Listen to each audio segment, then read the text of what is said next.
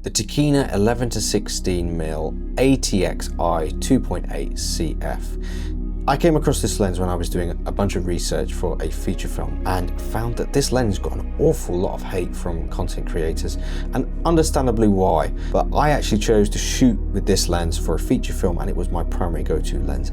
Why? When it was so hated, why did I choose this lens? One of the biggest things was that it's not new that I love vintage lenses. I have a set of Carl Zeiss Jenners, and we very much these days live in a world where everything is clinical and clean, and I'm all for it until we need our images to tell a story. And what can it tell us? First of all, it's imperfect, which is way better than perfect in my opinion. It is Super 35, not full frame, so I can understand why people are pushing that lens to one side, everything's going to full frame. But Super 35 for me has always been my favorite form factor. It's how I picture images in my head. That's just how my brain works. It's wide, like really wide, 11-16mm, and for close-ups it's amazing. It is sharp when you are close. The wides are slightly soft, but that's not a far stone's throw away from the Carl Zeiss Jenners that I was previously working with. The other complaint is that 2.8 is not really that fast now. Truthfully, I don't need anything faster than 2.8 to create depth.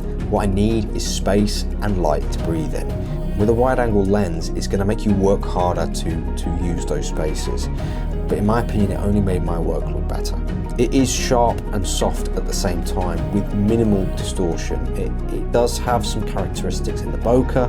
Similar to the Jenners, I would say it's got a really fine balance between a clean image and characteristic, and that's exactly where I need it to be, which is why after I did my research, the main thing that I ended up looking at was not the reviews themselves, but what the images were that people could come up with. And there were a few really fantastic examples of this lens being used, and I absolutely loved it. If anything, that sold it to me, because a lot of people flagged this lens as a vlogger's lens because it could do 11-16mm. For me, that couldn't have been further from the truth, because it's what you do with it that matters. Don't throw this lens out. Give it a second chance. Try it, see how it works for you.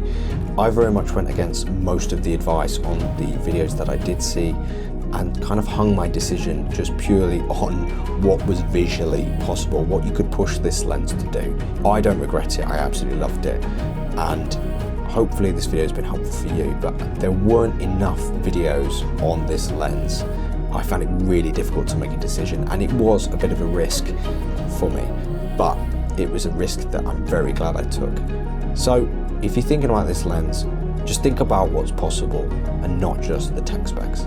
Thanks for watching, and as always, Upwall Films is a production company first and foremost, and YouTube is a part-time venture for us.